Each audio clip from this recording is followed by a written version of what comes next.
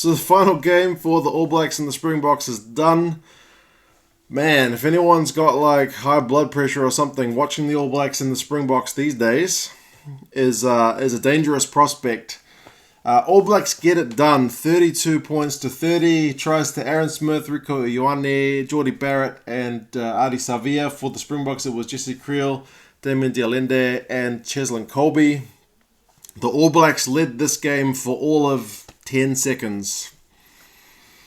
But it was the time that mattered because, they snuck one at the death. What a game.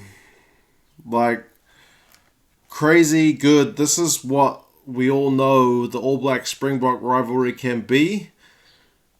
And I'm cautiously optimistic that that's where we're back to, because the last two games have really been top notch.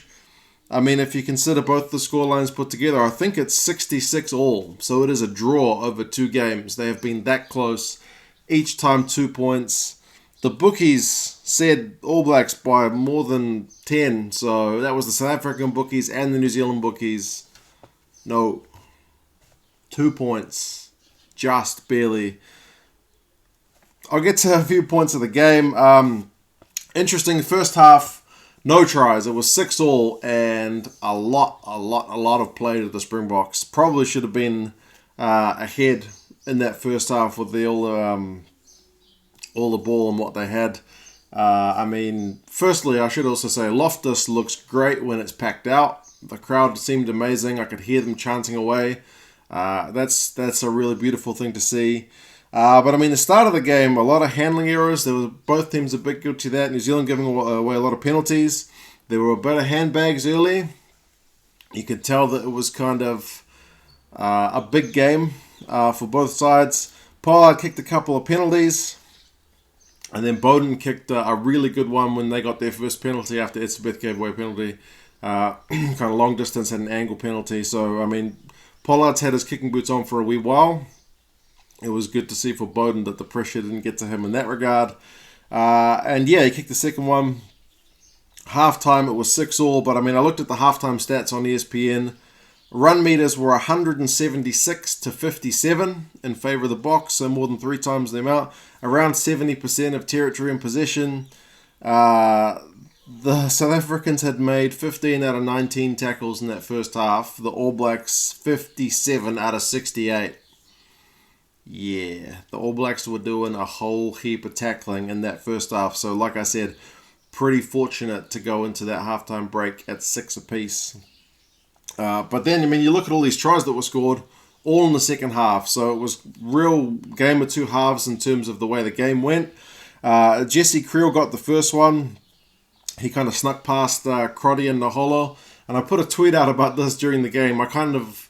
the whole game, every time Creel would get the ball, I was thinking, you're not going to pass. And he would never pass. And I'd be thinking sometimes, man, he should have passed. And then he didn't pass and he scored a try. So I was kind of like, all right, be quiet.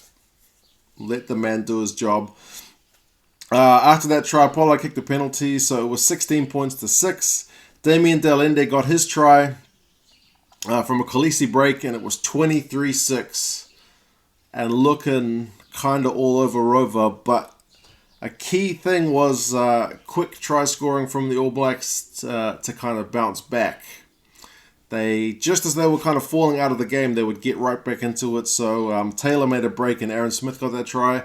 I don't think Rassie will be happy with the way that one was conceded. Colby got a try which was awarded by the TMO, took it back out to 30 points to 13. But then, again, a couple of minutes later, Ioane got his try. So I think for Rassie, when he goes back over this game, one of the key points will just be not conceding points after the restart. I know all coaches talk about it. It is a real killer when you do all that hard work to score points of your own and then you immediately give away points. It's just a bit of a coach killer. But then again, Steve Hansen will be the opposite. He'll be really happy the way his guys bounced back kind of in the face of adversity after going down some points. Scott Barrett got his try and Xavier got his try kind of within the last 8 minutes. And Richie Mo'unga kicked one heck of a pressure conversion to break the tie pretty much right on full time. and win the game for the All Blacks. Full-time stats. It's an interesting one because when you look at the stats of that game in Wellington where the Springboks won, All Blacks dominated all the stats apart from tackles made. They had all the possession, territory, tackle busts and whatnot. Like, they were still breaking enough to perhaps get through, and then they would just hit that brick wall defense of the Springboks, and it wasn't enough. But statistically, they should have won that game. But the Bok defense was just too much. In this game, the Boks should have won based on the stats. Easy. I mean, run meters, they had over 150 more. It was 384 to 219. Position and territory was still 60-40, so the All Blacks had a bit more in that second half, but still nowhere near what the Boks had. They had 100% kicks with the boot, which the All Blacks, they missed one. They attempted 115 tackles, made 90. Springboks only had to attempt 70, made 56. So both teams around 80% in their tackle rates, but the All Blacks making a lot more tackles, but just able to score at the right moments. So kind of a real turnaround from that game in Wellington. Both times the team with the ball has ended up losing, and the team which just managed to score those tries at the key points is the team that ended up winning it. Momentum was a big thing. It kind of shifted back and forth. You could kind of feel it towards the end that the All Blacks were really putting the pressure on. I feel like what is going to be a big talking point is the fact that Rassie this week, for the first time, really did clear his bench. And when he cleared the bench, they were ahead. And when the All Blacks won it, one of the key differences people are going to look at is the bench. I'm not sure whether it's going to be entirely fair to just say, well, he brought the bench players on and they lost the game. I'm not sure if it's quite that simple, but it is a fact that one of the reasons the All Blacks often do well after the 60th, 70th minute is their strength and depth from the bench. So I suppose that's an area for the Boks to kind of tighten up, because starting 15 or starting 15, that's a hell of a contest, but there did seem to be a little bit of a gap there. Like I said, All Blacks get out of jail. What a game. I'm kind of struggling for words, because I know like Boks fans are going to be pretty heartbroken. It seemed like a position that you couldn't win. Like, I was sitting there watching it pretty much thinking, unless the All Blacks score now, it's going to be game over. And then they did, and then it just seemed unlikely, but they managed to get it done. That moment when there were a few key moments, Mo'unga kicked the penalty. The Boks were kind of in the All Blacks half. I thought that maybe they were going to set up for a drop goal to put it out to 8 points right near the end. The All Blacks got a penalty, and Mo'unga kicked it before anyone got back. And it didn't go out initially, and I was thinking, he's missed touch, but then it just managed to roll out. The distance he got with that kick, I mean, that's another kind of key moment. It was very helpful to get the All Blacks into position. Penalty count at the end of the day was 9 apiece, which is kind of satisfying to see. It never looks great when it's totally lopsided, so it was 9 apiece.